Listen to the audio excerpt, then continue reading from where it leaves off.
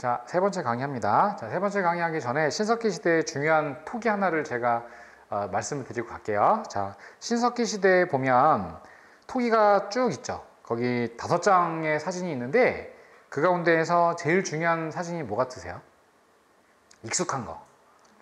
빗살무늬 토기죠? 맞아요. 예, 빗살무늬 토기가 제일 많이 나와요. 그래서 빗살무늬 토기, 이게 신석기 시대의 토기다. 이렇게 기억하시면 되겠어요. 그래서 끝이 뾰족하죠. 그래서 요거는 신석기 시대의 대표적인 토기구나. 그 이외에도 앞에도 만들어진 토기, 뒤에도 만들어진 토기가 있구나. 그래서 가운데 시기쯤, 신석기 중기쯤 만들어진 토기가 빗살무늬 토기구나. 뭐 요 정도. 그럼 이걸 왜 만들었느냐 하는 거거든요. 왜? 저는 항상 국사 공부하면서 가져야 할 의문이 왜? 라는 겁니다. 왜? 왜 이런 형식일까? 형태일까? 왜 토기가 필요할까? 자, 두 가지 간단히 말씀드리면 구석기 때보다 먹을 게 많아졌어요. 뭘 했죠? 농사를 졌죠. 예, 그래요. 그래서 농사 짓고 난 다음에 이게 밥그릇이에요. 밥그릇. 그래서 농사 짓고 난 다음에 밥을 여기다가 담아서 먹은 거예요. 뭐 국을 끓여서 먹기도 하고요. 생선찌개 같은 거 여기서 많이 했어요. 왜 생선찌개일까요? 신석기 유적지가 강가나 바닷가니까요. 예. 그래서 밥을 만들어서 여기서 먹기도 하고, 밥그릇, 또 뭐예요? 국그릇. 그래서 생선찌개, 특히. 뭐 조개 같은 거 이렇게 끓여 먹는 조개탕. 여기서 많이 끓여 먹은 거예요. 알겠죠? 그렇구나. 조개탕이랑 조밥이구나. 좁쌀밥. 쌀밥은 여기 있어요, 없어요? 없죠? 조밥 아니면 생선찌개, 조개탕이다. 이렇게 생각하면 돼요. 그리고, 끝이 뾰족하잖아요. 그럼 이거는 어디에서 박아서 사용했다는 거예요, 그렇게. 모래, 맞아요. 모래사장. 네. 왜? 한강 백사장이나 부산 동삼동 해운대 같은 데가 다 모래사장이죠. 그러니까 이 살던 지역 자체가 강가, 바닷가니까 모래가 많았던 거예요. 그래서 모래사장에다가 딱 박아놓고 안정적으로 먹었던 겁니다. 요즘 말로 하면은 해수욕장에서 밥 먹는 것처럼 거기다 이렇게 탁 박아놓고 먹었다는 거예요. 됐죠? 네. 그래서 끝이 뾰족한 겁니다. 그래서 이 모습을 보고서 바닷가 근처겠구나. 두 번째는 여기다가 조밥이나 조개탕을 먹었겠구나. 조밥 아니면 조개탕. 둘 다 조죠. 그래서 조밥, 조개탕 같은 걸 여기다 담아서 먹었겠구나. 이렇게 찾으시면 됩니다. 나머지는 잘 안 나와요. 잘 안 나오니까 그냥 넘어가면 되겠습니다. 제가 시험에 나오는 거 위주로 강의해 드려요. 자, 그 다음에 26페이지 볼까요? 청동기 문화가 나타나다. 자, 요거거든요. 청동기의 대표적인 문화하면 비파형 동검을 생각하시면 되겠습니다. 비파형 동검은 26페이지 그 모습이 잘 나와 있죠? 그래서 요게 비파형 동검이에요. 이게 왜 이렇게 생겼느냐 궁금하실 수도 있고 아닐 수도 있는데, 저는 근본적으로 생겨먹은 그 머릿속의 뇌 구조가 이게 왜 이렇게 생겼을까에 대해 생각을 해봐요, 저는 늘. 저는 미술 작품이나 예술 작품을 보더라도 왜 저렇게 그렸을까라는 생각을 하긴 했었어요.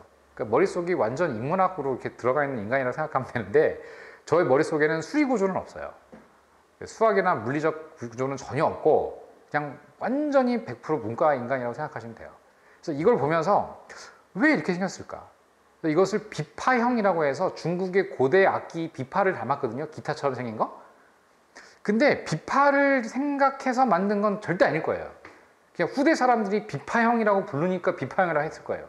그 당시에는 비파형 동호회라고 안 했을 거예요. 그럼 이거를 왜 이렇게 만들었느냐면요, 생긴 게 일단 푸른색이 제가 아니라 했죠. 이게 황금색이에요. 반짝반짝 빛나는.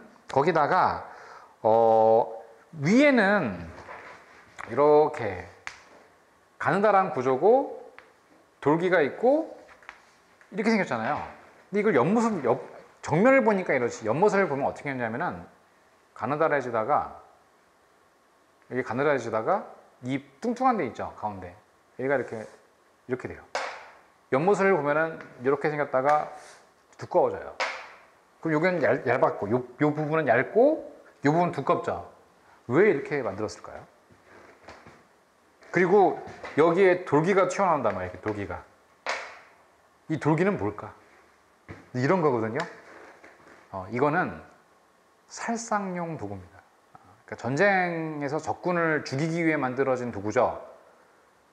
당시 무기를 만드는 기술이 조잡해서 이 무기는 상대방을 베는 무기가 아니었어요. 이게 벤다는 건 이렇게 치는 거죠. 이렇게 치는 게 아니라 이건 무슨 무기인 거예요? 네, 찌르는 무기예요. 찌르는. 근데 이게 찌르면 당시 사람을 이렇게 찌르게 되면은 이 칼이 파고 들어가면서 칼이 어떻게 돼요? 부러진단 말이야. 그러니까 들어간 다음에 다시 빠지지도 않고. 그러니까 딱 어디까지만 들어가라는 거예요. 네, 여기까지입니다.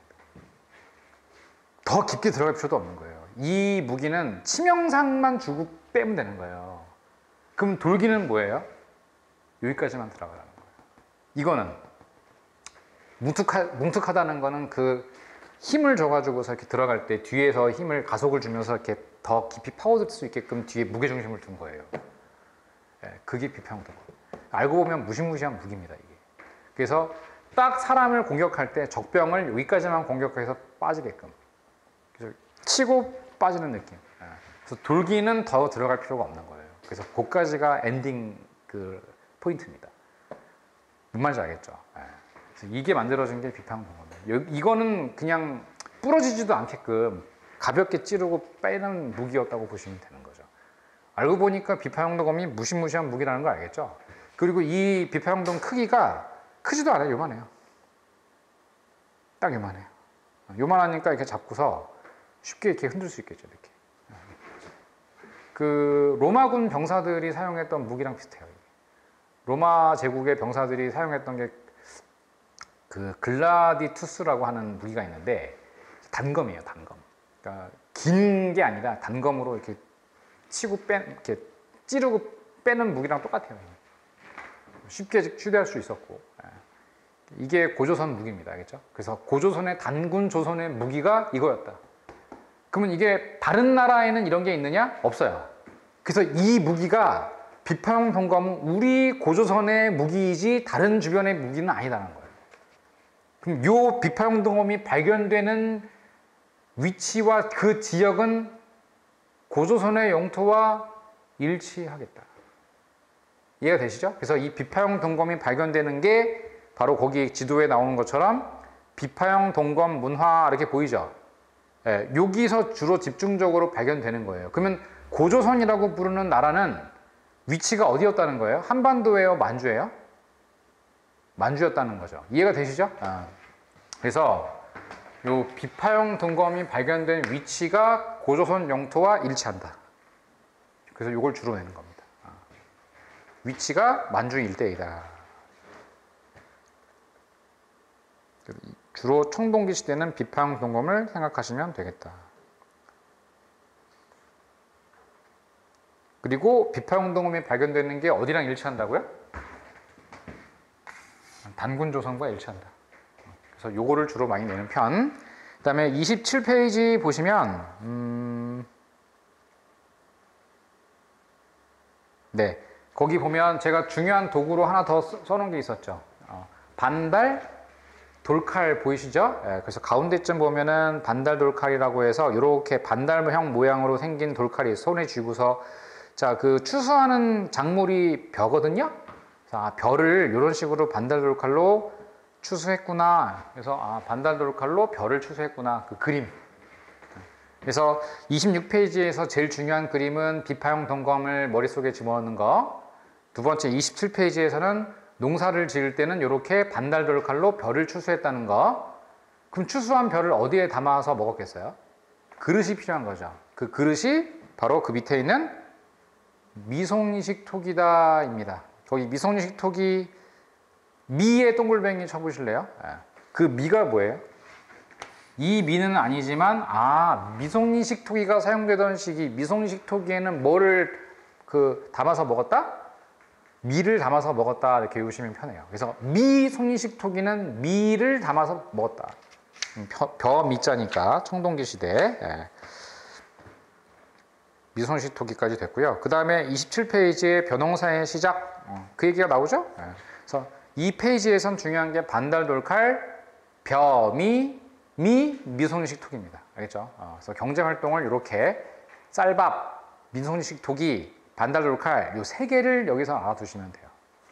다음 페이지 28페이지 거기 보면 뭐 목축 발달, 뭐 주거 생활 뭐 잔뜩 나오는데 뭐 그나마 좀 나올 수 있는 게 청동기 시대에 살았던 사람들의 주거 지역 위치거든요.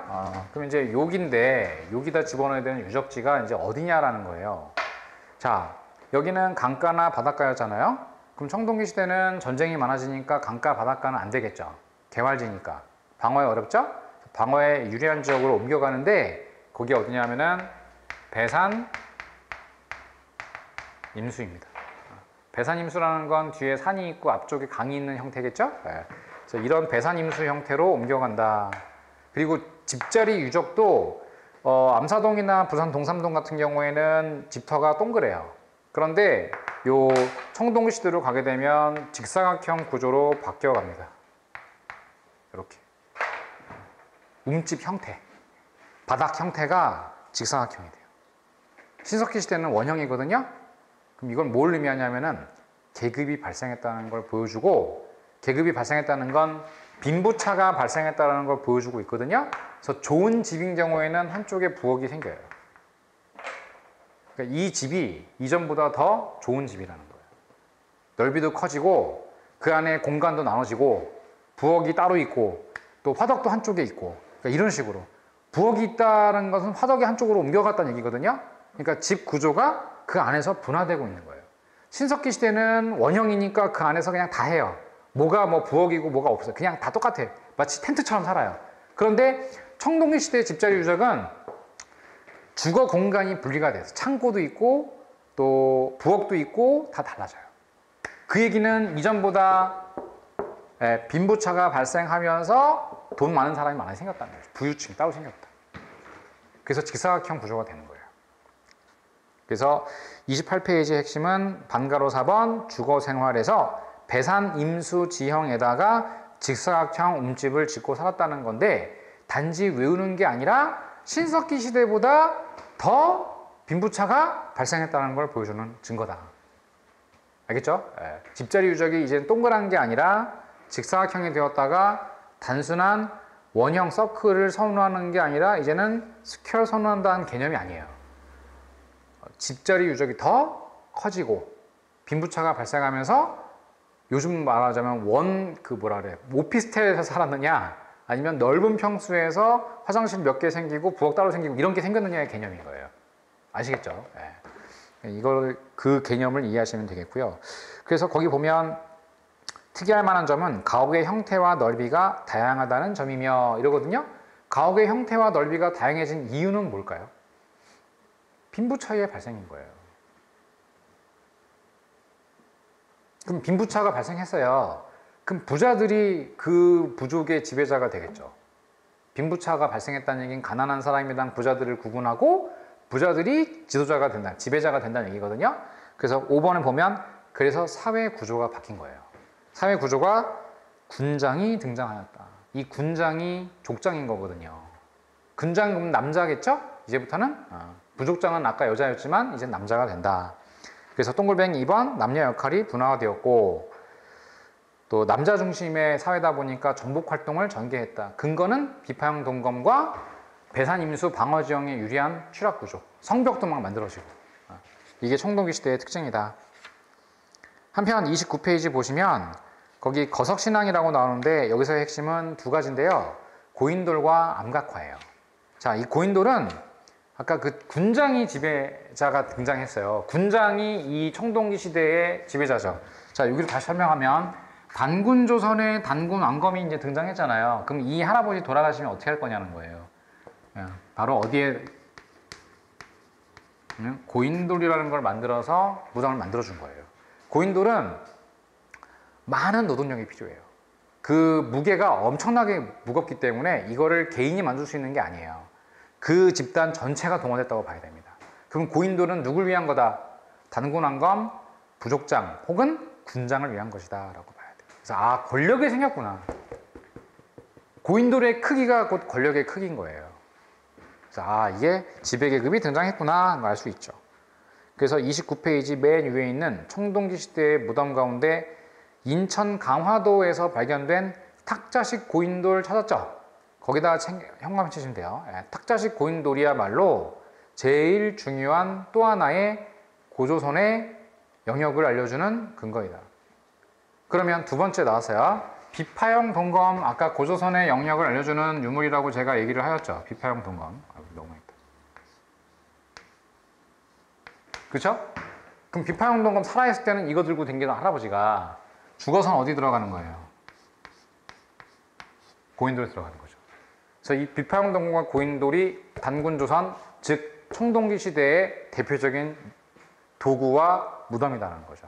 그럼 뭐와 일치한다? 고조선의 영역과 일치한다는 거예요. 그럼 고인돌에서 발견되는 게 비파형 동검인 거죠. 알겠죠? 그럼 고인돌 들어간 할아버지를 뭐라고 부른다?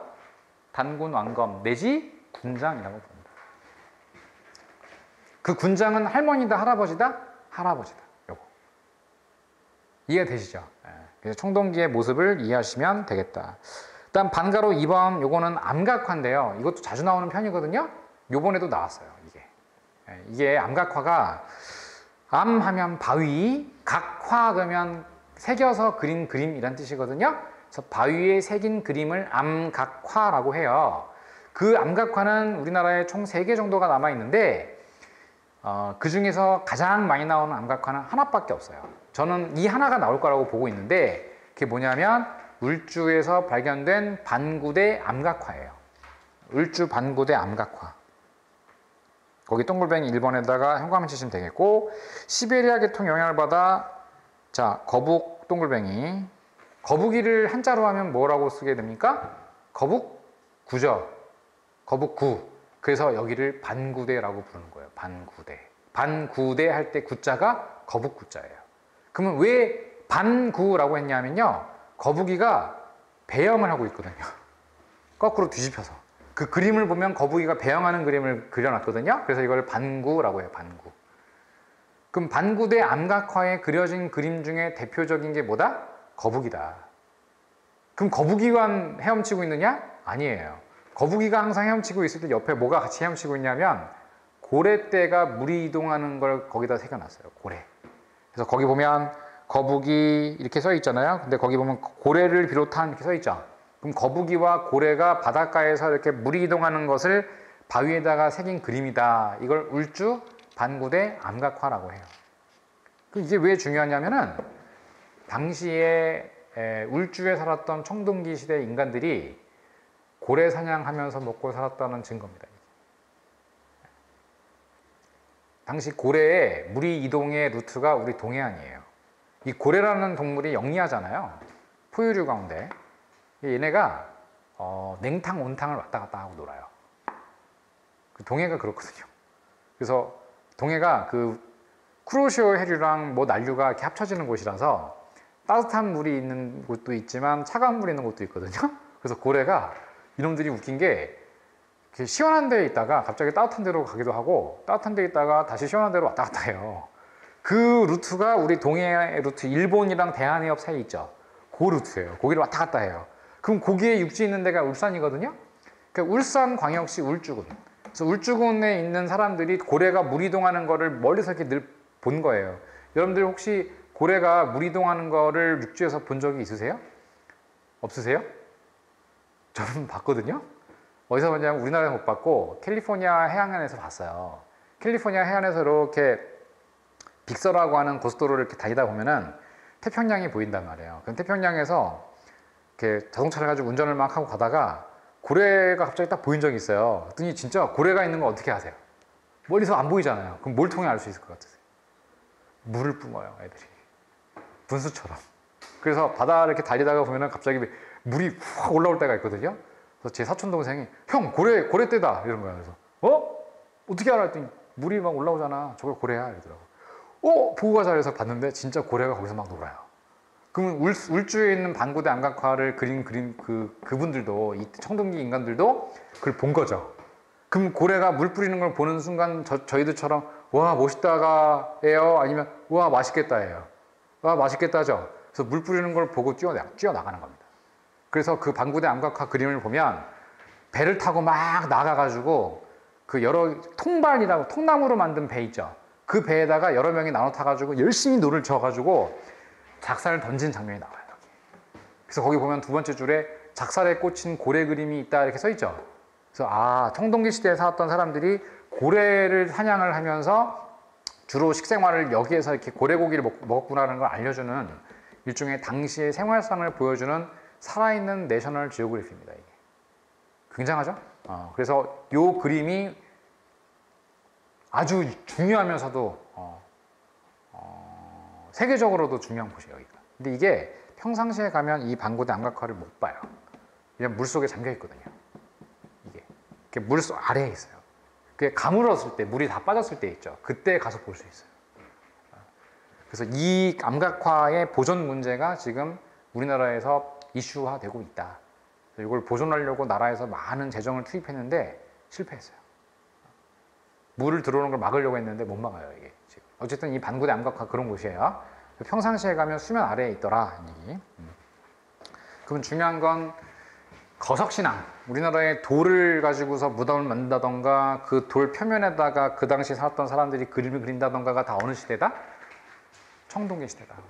그래서 아, 고인돌이라고 하는 이 시대의 암각화도 같이 있구나 하는 걸 알아야 돼요. 이렇게 암각화. 알겠죠? 그래서 이 페이지에서는 고인돌과 암각화 두 개 구분하기 꼭 기억하십시오. 왼쪽 페이지는 뭐였어요? 배산임수 직사각형 움집이었죠? 오른쪽 페이지는 뭐예요? 고인돌과 암각화. 지금 다 어느 시대입니까? 청동기 시대다. 됐어요. 그 다음에 30페이지. 고조선 나오거든요. 그러면은 요겁니다, 요거. 이 표를 사용할 건데, 이 표를 보면은 이제 되게 단순화되어 있잖아요. 그래서 단, 기만, 이게 세 개죠. 단군, 기자, 만, 위만. 이게 고조선의 3조선이라고 부르는 건데, 이거를 이제 그래프로 그리자면은 이제 요렇게, 단군조선 시기는 BC 2333년 전이라고 나오거든요. 그래서 기원전 23333. 요게 단군조선이 처음 등장한 건국 이야기예요. 건국한 게 BC 2333년입니다. 단군 암검이. 요게 단군 신화에 있습니다. 단군 신화. 기원전 2333년. 그리고 기자조선이 있죠. 기자조선. 아까 요 기자. 단군조선의 발전 결과물이라고 제가 아까 얘기했죠. 그래서 기자는 커진 조선이라고 해석하는 게 옳겠다. 이렇게 보는 시각이 우리 시각이고, 중국인들 시각은요, 이 기자가 중국인이다. 이렇게.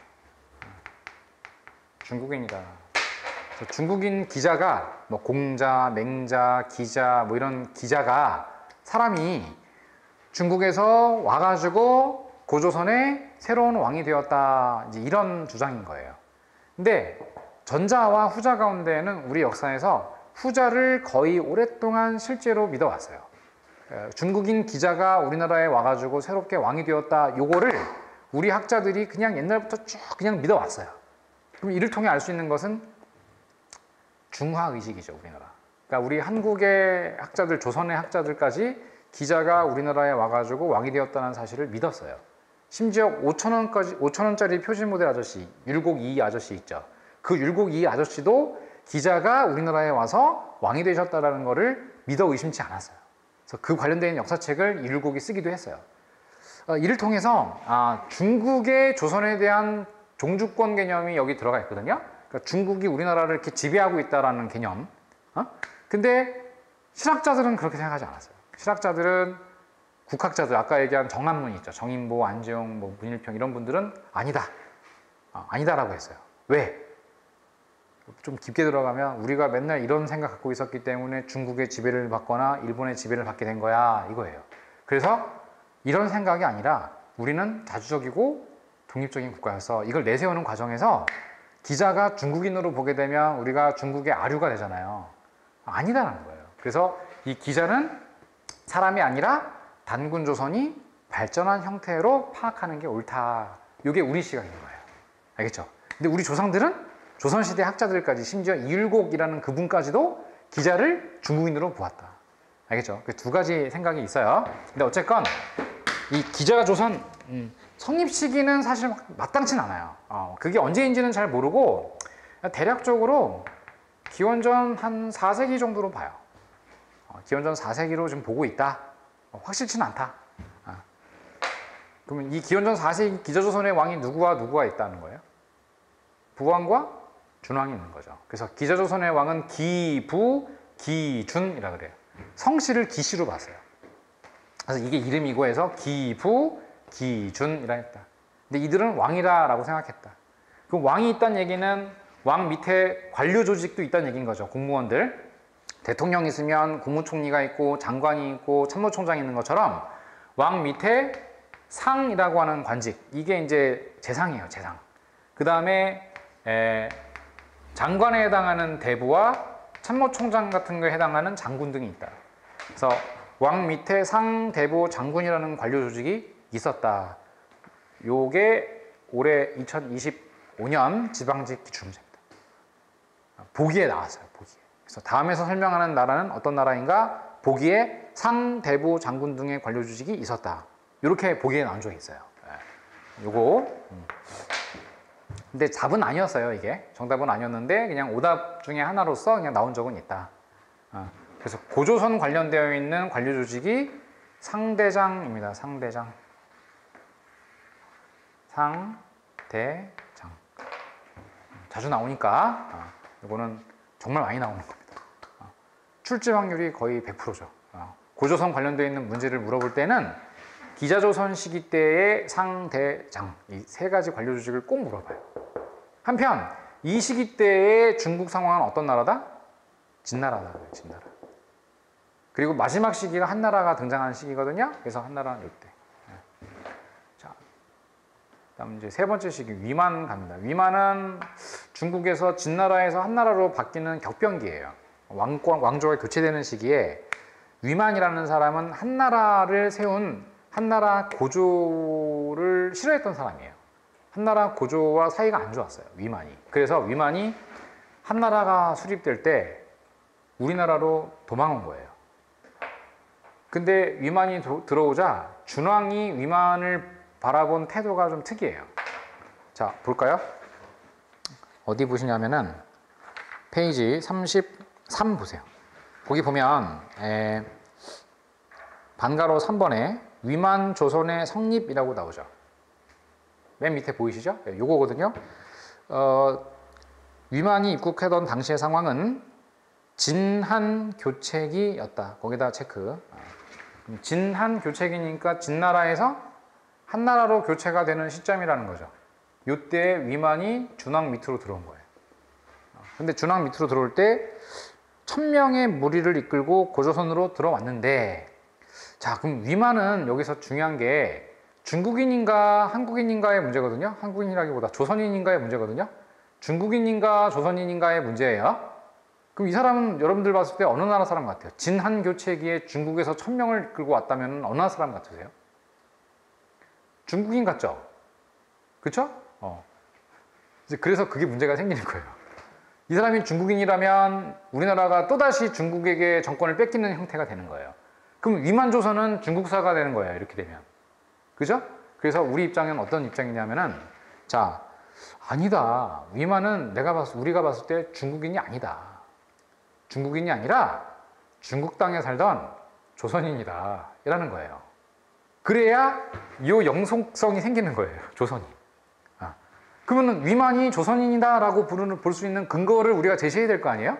그럼 왜 그러냐 했더니, 자, 첫 번째 이거예요.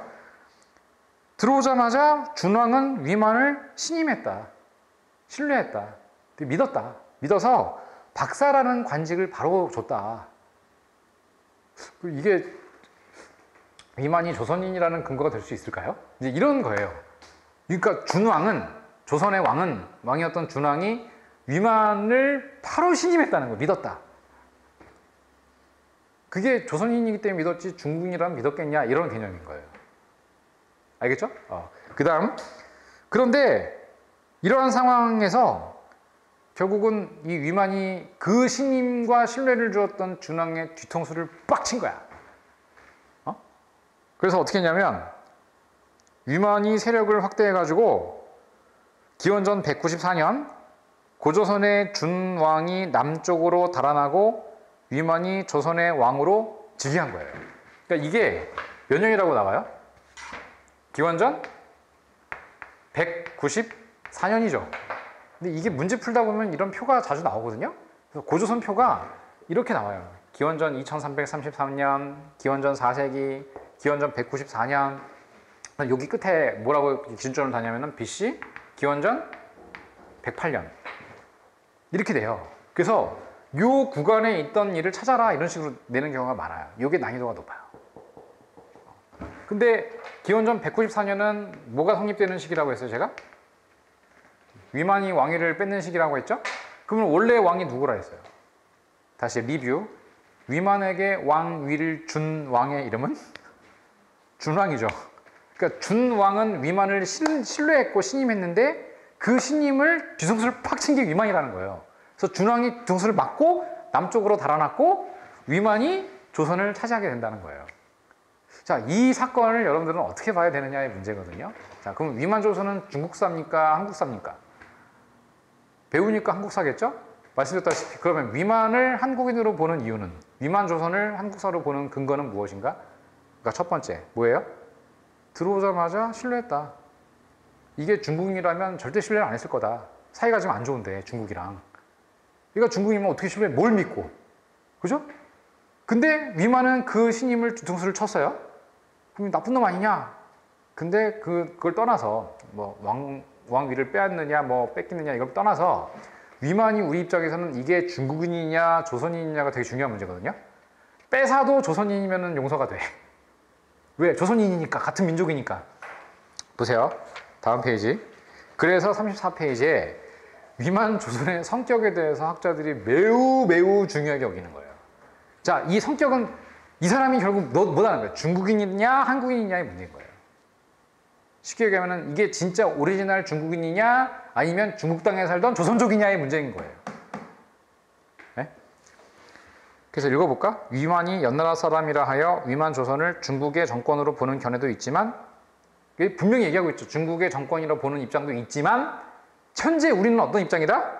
두 번째 줄! 위만은 조선의 사변에서 조선의 토착민과 함께 성장하면서 토착화한 조선인이었다. 그러니까 한국인이라는 거예요. 위만은. 뭔 얘기인지 알겠어요? 그래서 왼쪽 상단에다가 이거는 그냥 살짝 보세요. 자, 위만이 단군 조선을 계승했다라고 보는데 왜 그러냐? 자, 첫 번째, 위만은 입국 당시 모습이에요. 입국을 할 때 중국 땅에 살던 사람인데 이 사람이 우리나라 국경을 들어올 때 한마디로 비행기를 타고 인천공항에 내렸는데 인천공항에 내렸을 때 세관을 통과할 때 있잖아요. 그때 복장이 무슨 복장이었다? 한복이었다 이거예요. 한복이었다. 중국 옷이 아니라 한복을 입고 왔다 이거예요. 그래서 입국 시에 뭘 틀고 왔다. 더군다나 머리 스타일이 뭐예요? 상투, 동글뱅이 상투. 상투를 틀고 또 뭐라고 써있냐면은 호복이라고 써있거든요. 한자로 호복이 뭐예요? 호복. 오랑캐, 복이니까 옷. 그럼 오랑캐 옷을 입고 왔다는 건데 이 근거가 우리가 쓴 게 아니라 중국 시각이에요. 그럼 중국에서 남긴 글에 의하면 위만은 조선으로 들어갈 때 뭘 틀고 들어갔어? 상투 틀고 들어갔고 뭘 입고 들어갔다? 중국의 옷이 아니라 오랑캐 옷을 입고 조선에 들어갔다. 그럼 오랑캐 옷이라는 건 결국 중국의 옷이 아니라는 거예요. 중국의 옷이 아니라면 어느 나라 옷이라는 거예요? 우리나라 옷이라는 거예요. 알겠죠? 그럼 우리나라의 옷이 무슨 색깔이에요? 흰 옷이죠. 백이민족 이러잖아요. 그래서 상투 틀고 흰 옷 입고 들어왔다 이거예요. 그럼 이 사람이 어느 나라 사람이냐 이거예요. 조선인이다. 그러니까 중국에서 봤을 때도 이 사람이 상투를 틀고 흰 옷을 입고 들어왔기 때문에 이건 조선인이 아니겠느냐라는 거예요. 어떠세요, 여러분들? 이 주장에 대해서. 그럴 수도 있겠네? 이런 생각이 들죠? 들어요? 근데 또 이럴 수도 있죠. 아니, 중국인인데 그렇게 들을 수도 있지. 중국인인데 왜 우리도 그 일본 여행 가면 기모노 입고 사진 찍듯이 한국인인데 기모노 입고 돌아다니는 사람들 보면 다 한국인들이에요. 여러분들 오사카 가보세요. 도쿄 가보세요. 거기서 도쿄 그 큰 무슨 진교사인가? 진교사 그런 데 가면은 기모노 입고 돌아다니는 사람들이 일본인들도 많지만 기모노 입고 다니는 한국인들도 있고 한국인 남자, 한국인 여자들도 있어요. 그래서 일본인들인 줄 알았더니 뭐 한국말 써요. 기모노 입고 돌아다녀요. 그럼 그 사람은 한국인인데 기모노 입은 거잖아요. 뭐 그렇게 해서 볼 수 있잖아요. 그래서 이걸로는 안 되겠다. 그래서 계속 그걸 또 만드는 거야. 그뿐만이 아니다. 그뿐만 아니라 두 번째, 준왕이 위만에게 소복방비라는 중요 요직을 맡겼다. 그러니까 신임했다 이거예요. 신임했다. 얘가 중국인이라면은 국경을 방어하는 힘을 줬겠냐. 세 번째, 준왕을 몰아낸 이후에 자기가 왕되잖아요. 왕된 다음에도 국호를 그대로 조선으로 바꾸지 않고 유지했다는 거예요. 그러니까 이 사람이 중국인이라면 자기네 나라 이름을 썼겠지. 얘가 연 땅에 살던 사람이니까 나 연나라 이렇게 얘기할 수도 있는 건데 국호를 조선이라고 그대로 유지를 했다는 거예요. 저는 이게 가장 강력한 근거라고 봐요. 왜냐하면 중국인들은 왕조를 바꾸잖아요. 그럼 중국인들, 제가 중국사도 가르친다 했잖아요. 반드시 이름을 바꿔요. 근데 위만은 들어오자마자 자기가 왕된 다음에 자기가 연 땅에 살던 사람이라면 연이라고 이름을 한다던가, 아니면 연이 망했으니까 그 다음에 연이라는 뜻으로 후연이라고 한다던가 이렇게 붙였어야 되는데 그냥 이름을 조선이라 한 거예요. 그럼 이거는 조선 사람이 아니겠느냐. 그죠? 네 번째 근거가 있어요. 위만 집권 이후에도 토착민 중에 고위관직에 오른 사람이 많았다는 거예요. 그 얘기는 뭐예요? 이 사람이 만약에 일제시대에 무슨 조선총독부 같은 일본 놈이었다면, 혹은 중국인이었다면 조선 총독부의 대부분의 고위 관료들이 다 일본 사람들을 임명했을 텐데, 달리 말하면 위만이 중국인이었다면 다 중국인으로 고위 관료를 임명했을 텐데, 그게 아니라 토착 조선 출신들 가운데에서도 고위 관료에 올라간 사람들이 많았다는 거예요. 그 얘기는 이 사람이 민족 차별을 하지 않았다는 거죠. 그럼 원래 조선 사람이니까 그랬다는 거지. 이해가 되세요? 이 네 가지 근거예요. 네 가지. 그래서 위만은 조선 사람이다 라는 근거 네 가지가 이렇게 나오는 거예요. 근데 사실 이것보다 더 중요한 게 뭐냐면요, 이 사람이 만약에 중국인이었다면, 또 무리 1000명이나 이끌고 왔다면 1000명이 아니라 나중에는 더 불어나거든요. 막 3000명 이렇게 돼요. 그럼 이게 중국인들이 만약에 들어온 거잖아요. 3000명이나 되는 중국인들이. 그럼 뭐가 발견돼야 돼요? 예? 중국인들의 생활이 담겨있는 여러 유물들이 발견돼야 되잖아요. 예? 중국 토기, 뭐 중국인들이 사용했던 물건, 예? 중국인들이 사용했던 칼, 분명히 다르다고 얘기했잖아요. 우리 고조선의 무기는 비파형 동검에, 뭐 변형해봐야 세형 동검에, 토기도 미소인식 토기에, 무덤 형태도 고인돌에, 이거 우리 무덤들이거든. 근데 위만이 수천 명이나 되는 집단 이동을 만약에 중국인이 했다면 그게 나타나야 된다는 거예요. 뭔 얘기인지 아시겠죠? 근데 그게 발견된 게 하나도 없어요. 사실 저는 그게 더 중요하다고 봐요. 고고학적 근거. 중국인들의 대규모 집단 이민이 이루어졌다면, 그리고 식민 정권이었다면 중국의 습관이나 유물이나 유적이나 그런 게 발견돼야 되는데 하나도 없다는 거예요. 그 얘기는 뭐예요?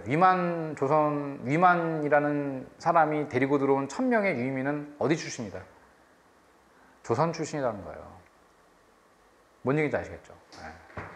그렇게 보는 게 더 타당하지 않겠느냐라는 게 저희 생각입니다. 뭐 여러 가지 근거를 대봐야 이건 다 심증적인 근거지 직접적인 근거는 아니잖아요. 그죠? 근데 어쨌건 그래서 우리는 위만 조선을 단군 조선의, 그러니까 고조선의 세 번째 조선으로 보고 있다라는 것입니다. 그러니까 위만은 뭐다 이거야? 위만은 조선 사람이다 이런 얘기인 거죠. 그래서 위만 뭐라 그래? 위만 조선이라는 거예요. 알겠죠? 네. 그럼 이거 자체가 위만은 중국인이 아니라는 거예요. 그럼 위만 조선이 성립된 이후에 이제 요 구간이 있죠. 194년부터 기원전 108년까지니까 몇 년이냐 이게? 86년? 약 86년 동안에 위만 조선의 정권에 있었던 요 시기에 중요한 게 뭐냐는 거거든요. 이게 제일 많이 나와요, 이게. 세 번째 위만 조선 시기의 그 성립의 결과 의의를 물어보는 문제가 제일 많이 나오거든요. 요 구간. 이게 이제 가장 중요한 게 이제 첫 번째 하나만 제가 외우라고 하는 게 뭐냐면, 위만 조선은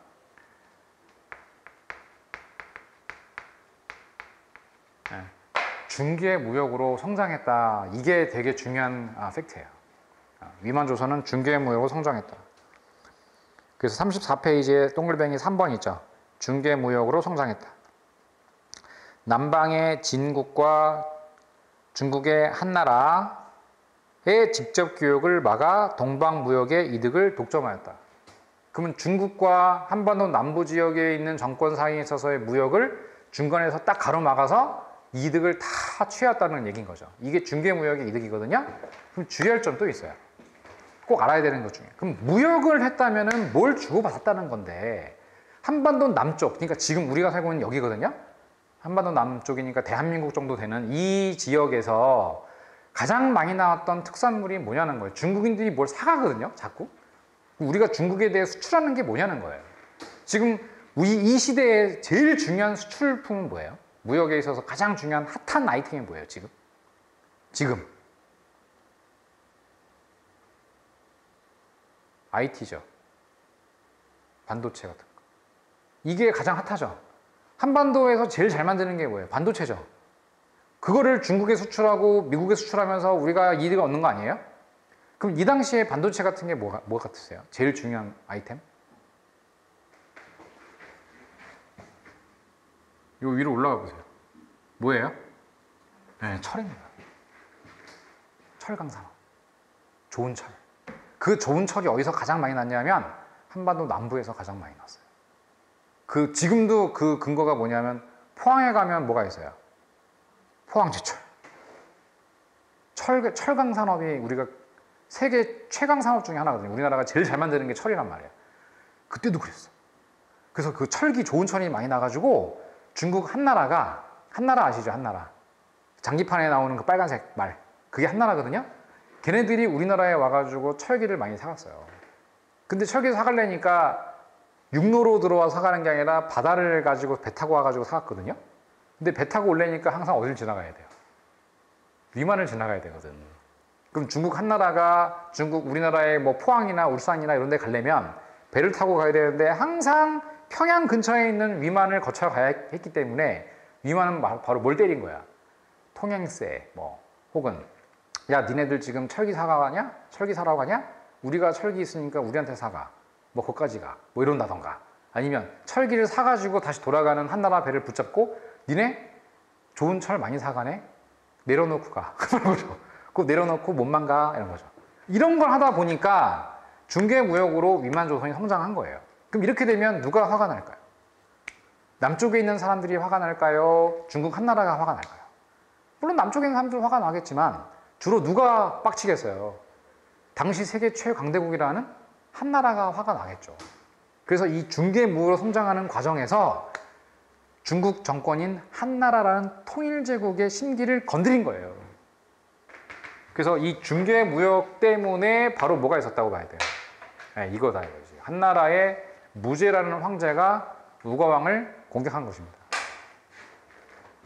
모든 전쟁에는 원인이 있는데 그 원인이 바로 뭐냐면 위만조선이 중개무역을 통해서 한나라의 경제적 이익을 건드렸기 때문이에요. 그래서 중국 한나라 다른 황제도 아닌 6번째 황제 무제가 공격해온 것입니다. 중국의 황제가 되게 많아요. 되게 엄청 많은데 하필 잘못 걸렸어. 왜 한나라에서도 제일 잘 싸우는 황제가 무제였거든요. 이름이 무제라고 했던 그 무자가 전쟁을 잘했다라는 무제예요. 그래서 이 무제는 우리나라만 공격한 게 아니라 사실은 우리 한국사 입장에서는 중국 한나라 6번째 황제인 무제의 공격으로 고조선이 망했다 이렇게 배우지만 중국사를 전체적으로 놓고 보면 고조선 멸망을 시킨 한나라 무제는 그 업적이 고조선 멸망의 업적은 이것도 안 돼. 이 사람이 뭘 했는 줄 아세요? 한나라 무제가 저기 서역까지 원정 가고 그래요. 심지어는 베트남이라든지 남쪽 있죠. 여기 또 정벌하고 그래요. 그래서 하서 4군 막 설치하고 남쪽에 6개의 군을 설치한다던가 이런 걸 막 만드는 인간이에요. 엄청난 인간인데 동쪽은 우리 고조선을 공격한 거죠. 크게 보면 무제의 여러 가지 대외 원정 가운데 우리는 일부에 불과한데 우리 입장에서는 고조선이라는 나라를 무너뜨린 게 무제니까 무제만 드립다 이제 치는 거죠. 근데 어쨌건 그래서 무제가 공격을 해왔다. 그래서 동글뱅이 4번에 위만조선의 멸망 이렇게 써 있잖아요. 복잡해. 창해군 설치, 한나라 서파 파견, 우가왕 서파 살해 이렇게 써 있는데 넘어가고 이거 안 나올 것 같아. 안 나올 것 같고 뭐가 나오냐면은 맨 마지막에 있는 별표 한무제가 고조선을 침략했다. 이 침략을 한 이유를 위에서 찾아보라면 뭘 찾으면 돼요? 그렇지, 중개무역. 네, 그래서 위만조선의 발전은 곧 한나라 무제의 입장에선 빡침. 그래서 중개무역을 통해 성장하고 있는 위만조선을 그냥 두면 안 되겠다라고 해서 한나라 무제가 쳐들어온 겁니다. 그럼 전쟁이죠? 그럼 전쟁을 하기 시작했어. 그럼 전쟁하면 항상 우리는 뭘 공격해야 돼? 뭘 얘기해야 되냐면 우리나라가 중국이랑 싸울 때 결과는 항상 이겨요, 져요?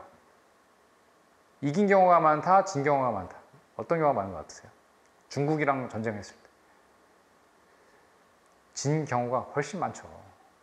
중국이랑 싸울 때. 예? 항상 어떻게 얘기하는지 아세요? 졌지만 잘 싸웠다. 이게 국사의 시각이에요. 그래서 뭐라 그러지? 졌지만 잘 싸웠다. 정신승리. 그래서 항상 그렇게 써있어요. 고조선에 다음 페이지 보세요. 고조선에 뭐라고 써있어요? 분전. 연락이 싸웠다 이거예요. 연락이 싸웠는데 근데 안 됐다 이거야. 멸망. 졌지만 잘 싸웠다. 알겠죠? 국사 교과서에 있는 시각은 항상 그렇게 써있어. 열심히 싸웠다. 하지만 졌다. 그럼 졌다가 중요한 거예요? 열심히 싸웠다가 중요한 거예요? 네, 열심히 싸웠다에 더 큰 의미를 부여하는 게 국사 교과서의 정신승리 부분인 것입니다. 뭔 말인지 아시겠죠? 네. 항상 그래서 고조선의 멸망했어요. 나라가 망했어요. 그럼 나라가 망한 다음에 동글뱅이 5번 중국 한나라 무제는 우리나라를 어떻게 했느냐의 문제거든요. 멸망시켰어요. 멸망시킨 다음에 우리나라 어떻게 했겠어요? 지배했겠죠. 그럼 지배하는 방식을 어떻게 하냐면 한사군이라 한다. 한사군. 한이니까 한나라가 사군이니까 4개의 권역을 나눠서 동서남북 4개 나눠가지고 군현을 설치했다. 군현이라는 건 직접 지배를 하겠다는 얘기거든요. 그래서 한나라가 우리나라를 직접 지배하였다. 그래서 이걸 한사군이라 한다. 그래서 35페이지 한사군의 위치를 보시면 거기 뭐 주황색, 파란색, 분홍색, 녹색으로 나눴잖아요, 제가. 그래서 여기가 뭐 보면은 맨 위에 현도, 그 다음에 파란색의 낙랑, 지금 동해안 북부를 임둔, 지금 황해도를 진번이라고 하는데 다 외울 필요가 없고 한사군 가운데 끝까지 남아 있었던 거 하나. 낙랑군만 별표 치면 됩니다. 낙랑군. 그래서 낙랑군이 한사군 가운데 우리나라에 남아있던 가장 오랫동안 버텼던 중국의 식민 정권이거든요. 그럼 낙랑군의 위치가 어딘지 잠깐 보세요. 중국 한나라랑 되게 가깝죠. 그래서 가장 오랫동안 버틴 거예요. 여기가 평양입니다. 평양. 그럼 중국 한나라의 영토가 어디까지 왔던 거예요? 평양까지 왔던 거죠. 그래서요, 중국 교과서를 보면요, 중국의 그 중국사 교과서 있죠. 그걸 보면은 그 한나라 때 영토가 한나라의 영토가 이렇게 만리장성이 있잖아요. 진시황이 세운 만리장성. 여기서 끝나야 되는데 여기서 안 끝나고 최근 만들어진 중국 교과서는 이렇게 돼 있어요. 그럼 중국 영토가 어디까지인 거예요? 이렇게? 평양까지. 그럼 평양까지 중국 영토로 묘사하고 있거든요. 그렇게 가르쳐요, 아이들한테, 중국 아이들한테. 그러면 평양까지 중국의 영토라고 보는 거예요. 그럼 중국인들의 생각은 뭔지 확실히 아시겠죠? 중국인들은 북한을 어떻게 보는 거예요? 중국의 영토로 보는 거예요. 비슷하죠? 북한이 중국이랑 비슷하거든요. 뭐로 비슷해요? 사회주의, 공산주의 이념 비슷하죠? 똑같죠? 그리고 6.25 전쟁 때 중국 군대가 파견돼가지고 북한 정권을 도와줬죠. 그래서 중국인들의 생각은 북한은 어느 나라 영토다? 중국의 영토다. 그 역할을 누구한테 맡길 거냐면 만주에 사는 누구한테? 조선족. 조선족은 중국인들인데 그 조선족이랑 북한 사람들이랑 서로 교류를 많이 하죠. 그러니까 북한 사람들을 뭘로 보는 거예요? 곧 조선족화될 사람들 이렇게 보는 거예요. 그러면 우리가 알고 있는 휴전선 이북은 어떻게 보는 거예요? 휴전선 이북은 남북 통일이 돼가지고서 우리 영토로 될 거냐? 아니면 중국인들이 팽창을 해서 북한까지 자기들이 잡아먹을 거냐? 이거거든요. 그러니까 우리는 당연히 무슨 소리야? 북한은 우리 영토지 이렇게 생각하겠지만 그거는 우리 생각이고 중국인들은 북한은 자기네들 거예요. 무슨 말인지 알겠죠? 그거를 옛날 교과서를 수정하면서까지 한나라의 영토가 어디까지였다? 낙랑군, 평양까지였다. 이거를 그리면서 중국인들한테 당연시 여기는 거예요. 그럼 마치 북한을 누가 이렇게 차지하려는 야욕을 부리는 거야. 대한민국이 중국 영토를 차지하려는 야욕을 부리는 거야. 이렇게 생각하는 거예요. 무시무시하죠? 이거예요. 이게 중국의 지금 생각인 거예요. 그래서 이 내용을 우리 학계에서는 되게 중요하게 생각하고 있어요. 그게 동북공정이라는 건데, 동북공정이 뭐냐면 옛날 시험 문제 나왔지만 요즘 안 나오지만 동북지역 만주를 말하고요. 공정이라고 하는 거는 거기에 대한 사업이라는 뜻이에요. 그래서 동북 만주 지역에 대한 중국 정부의 사업, 이게 뭐냐면 역사 왜곡이에요. 그래서 이 만주에 있던 영토 북한까지 아울러가지고 이 지역 있죠? 이 지역이 어디다? 중국사의 일부다. 그럼 여기에 있었던 나라는 다 중국사인 거예요. 그게 뭐예요? 단군조선, 기조조선, 위만조선, 부여, 고구려, 발해 다 중국사다. 그래서 중국 교과서를 보면 고구려도 중국사의 일부로 나오고 발해도 중국사다 이렇게 보는 거예요. 그러면 동명왕이나 광개토왕이나 장수왕이나 대조영이나 대무예나 했던 발해의 여러 왕들까지 다 어느 나라 사람인 거예요? 중국인으로 중국 교과서에 써 있는 거예요. 사실 이 역사 왜곡에 대해서는 우리 정부가 한마디도 하지 않고 있죠. 어디에만 계속 얘기를 해요? 일본 역사 교과서 왜곡만 계속 얘기하고 있죠. 중국 교과서 왜곡은 얘기하지 않고 있죠. 얘기하지 않고 있는 이유에 대해 두 가지가 있는데, 첫 번째는 일부러 하지 않는다 라는 입장, 두 번째 할 수 없다라는 입장, 두 가지가 있어요. 일본 교과서만 드립다 막 까대죠. 일본 교과서 왜곡 규탄한다 뭐 정부에서, 그죠? 근데 중국 교과서의 왜곡에 대해서는 한마디도 하지 않고 있다. 이거에 대해서 뭐라고 봐야 되느냐. 왜? 도대체 왜? 여기까지. 예. 그래서 낙랑군 하면 평양까지 있었다. 그래서 중국은 평양까지를 자기 영토로 보고 있다. 괜찮나요? 예. 끝으로 고조선의 사회 모습을 보여주는 게 한나라 역사책에 우리나라가 나오거든요. 왜? 지들이 우리나라를 멸망시켰기 때문에 우리나라를 조사했는데, 그 한서라는 역사책에 우리나라의 법을 소개하고 있는데, 그 법을 8개의 법이 있다라고 소개를 하고 있어요. 그 8조법이라고 하는데 36페이지 보시면 그 8조법 가운데 8개가 다 전해지는 건 여러분들 입장에서 최악이죠. 8개 다 외워야 되니까. 근데 그 8개 중에 3개만 전해지거든요. 다행이죠. 그 3개가 8조법의 3개인데, 8조법 중에 3개 중에 첫 번째, 사람을 죽이면 즉시 죽인다. 둘째, 상처를 입힌 자는 곡식으로 배상한다. 셋째, 도둑질한 자는 그 집에 노비가 된다. 이런 법이 있었다는 거예요. 그러면 요즘으로 치면은 중대 범죄, 4대 범죄 중에 하나인 거죠. 살인, 상해, 절도. 그죠? 살인, 상해, 절도에 대한 처벌 내용이 우리 고조선에 있었다는 것은 그 사회가 법치 체계가 나름 갖춰져 있는 사회였다는 걸 보여주는 근거다. 그래서 한나라도 이걸 보고 꽤 발전한 사회였는데 이렇게 보고 있었다는 거죠. 알겠죠? 그래서 고조선의 8조법에 대한 내용까지 설명을 드리면서 잠깐 마무리하겠습니다. 쉬겠습니다.